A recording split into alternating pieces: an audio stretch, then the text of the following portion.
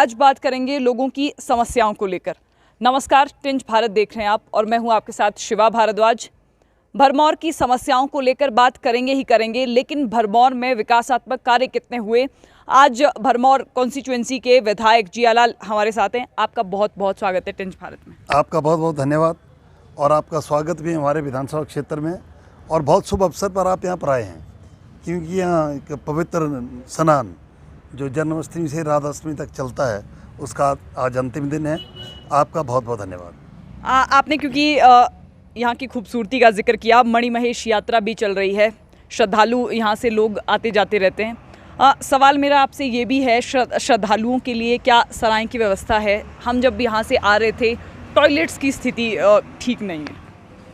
हमने नए शौचालय यहाँ पर बनाए हैं, ये बस स्टैंड में भी हैं, 84 में भी हैं।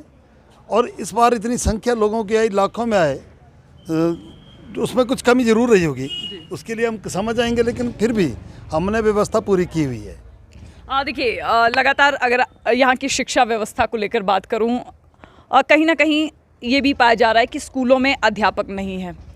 इसका कारण आप क्या मानते हैं? क्योंकि काफ़ी समय से जो लोग टीचर्स यहाँ आते हैं, ट्रांसफ़र अपनी करवा लेते हैं। विधायक जियालाल ने यहाँ की शिक्षा व्यवस्था को सुधारने के लिए क्या प्रयास किए? इसमें एक जो आपका प्रश्न है बिल्कुल ठीक है कि अध्यापकों की कमी तो है, मात्र भरमौर में नहीं, हमारे जितने भी ट्राइबल एरिया उसमें विधायकों की अपने अध्यापकों की कमी है। क्योंकि पिछली सरकार ने इतने स्कूल खोल दिए थे, जो अध्यापकों की नियुक्ति नहीं हो पाई, उस कारण कमी बहुत आई है। हमारी सरकार ने नए संस्थान खोले हैं और बहुत सी भर्ती हमने की हैं। अब जिस तरह से कोई कांगड़ा का या शिमला का कोई अध्यापक भरमौर ट्रांसफ़र अगर हम करते हैं, तो या तो कोर्ट में चला जाता है या कहीं एडजस्टमेंट करा लेता है। कमी है, लेकिन फिर भी हम इसकी जो भरपाई है उसको कर रहे हैं। पिछले कल भी बहुत से अध्यापकों के जो ऑर्डर हैं वो हमारे भरमौर विधानसभा क्षेत्र में हुए हैं। हमने उनसे निवेदन भी किया कि आए भरमौर में ज्वाइन करें, क्योंकि भरमौर नाम का ट्राइबल एरिया, बाकी हर फैसिलिटी यहाँ पर है, तो इसकी कमी हम पूरी करेंगे। हमने खड़ी स्कूल का भी दौरा किया था। अब बात आपसे स्वास्थ्य सेवाओं की भी करना चाहूँगी। लोग कह रहे थे कि भरमौर के लोगों को अगर अल्ट्रासाउंड करवाना है तो उनको चंबा जाना पड़ता है। महिलाओं को भी समस्या आती है, स्पेशली गर्भवती महिलाओं को। ये सच्चाई है कि अल्ट्रासाउंड की मशीन तो यहाँ पर उपलब्ध है, लेकिन हमारे पास का रेडियोग्राफर नहीं है। तो ये हमने माननीय मुख्यमंत्री से बात की थी। हमारा जो डिस्ट्रिक्ट हॉस्पिटल है, district hospital college, medical college, वहाँ पर मात्र 2 ही हमारे डॉक्टर हैं। हमने आग्रह किया 15 दिन के बाद एक आधा डॉक्टर भरमौर आ जाए।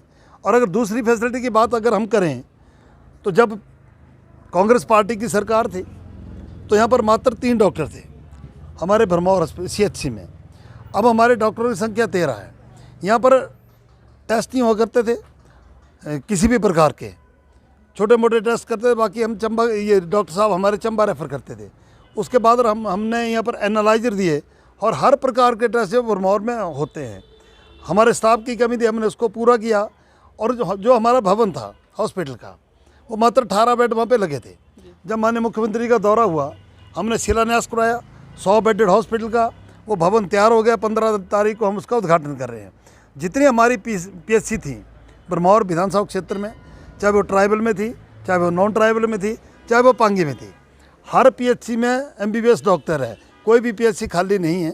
तो स्वास्थ्य सुधार के लिए हमने बहुत सी मेहनत की है। और अगर कोई कमी रही भी होगी, क्योंकि बीच में कोरोना काल रहा, हमें समय कम मिला काम करने का, उसके बावजूद भी हमने बहुत राहत इनको मरीजों को देने की कोशिश की है। आपसे ये भी जानना चाहूँगी, इस समय जो भरमौर कॉलेज है, लोग हमें कह रहे थे कि कॉलेज की क्लासेस हालांकि प्रॉपर तरीके से नहीं लगती, भवन भी नहीं है, और कई बार स्टूडेंट्स मंदिर परिसर में भी क्लास लगाते हैं।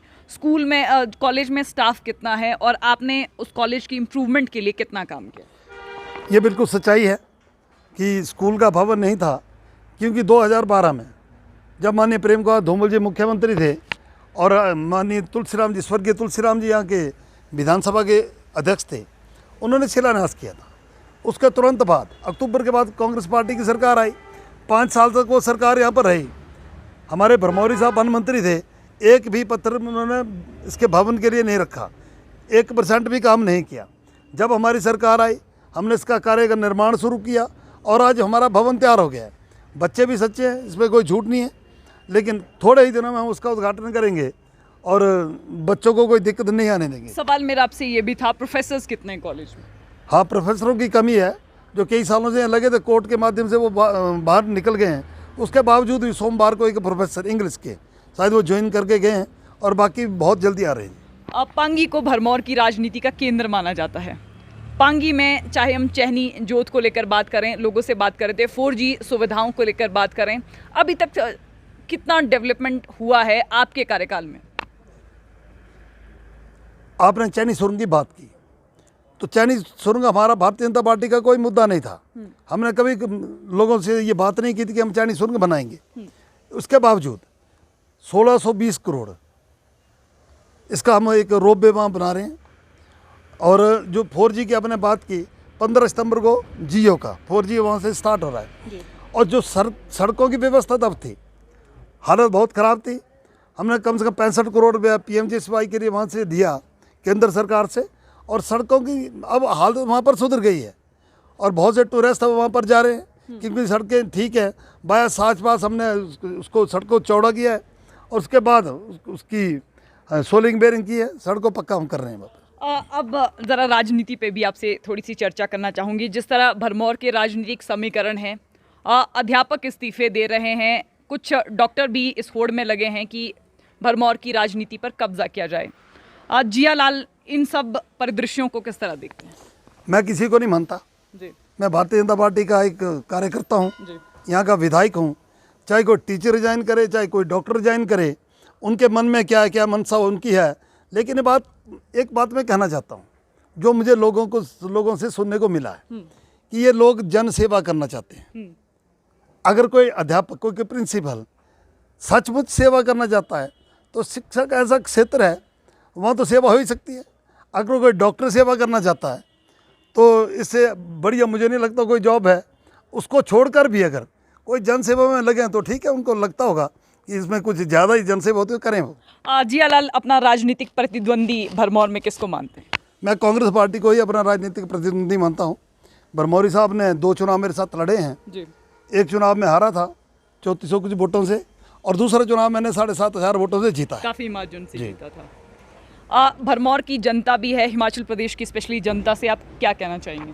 पहले तो मैं जनता का धन्यवाद करना चाहूँगा जिन्होंने मुझे विधायक चुना और मुझे जन सेवा करने का एक मौका दिया। आगे भी उनसे मैं आग्रह करना चाहूँगा कि अगर वो सेवा का मौका देंगे तो जो काम हम करना चाहते थे, अगर बीच में कोरोना की महामारी नहीं आती तो हम पूरा अपना रिपोर्ट कार्ड लेके जाते। उसके बावजूद भी हम जब ये लोगों के पास जा रहे हैं, हम अपना रिपोर्ट कार्ड लेके जा रहे हैं, और जो विपक्ष के लोग हैं वो भी तरह तरह की बातें कर रहे हैं। हम जनता से कह रहे हैं कि उनको बोलो कि वो अपना रिपोर्ट कार्ड लेके आए, जिन्होंने 6 बार वो विधायक बने हैं, और हमारा वो कंपैरिजन 2.5 सालों का कर रहे हैं, तो वो भी कर लें। हमने बहुत से विकास कार्य अपने क्षेत्र में किए हैं, चाहे वो भरमौर है, नॉन ट्राइबल एरिया है, चाहे वो पांगी है, और इससे भी बढ़कर हम काम करेंगे, ऐसा मैं जनता को आश्वासन देना चाहता हूँ। तो आज हमारे साथ पांगी भरमौर से विधायक जियालाल थे। हमने स्वास्थ्य, शिक्षा और सर्वांगीण विकास के मुद्दों पर चर्चा की। राजनीतिक परिदृश्य भरमौर में किस तरह का है, इस पर भी विस्तार से चर्चा की। तो फिलहाल अब आगामी चुनावों को लेकर जनता का क्या रुख होगा, ये भी देखने वाली बात होगी। फिलहाल टिंज भारत के साथ बस इतना ही। नमस्कार।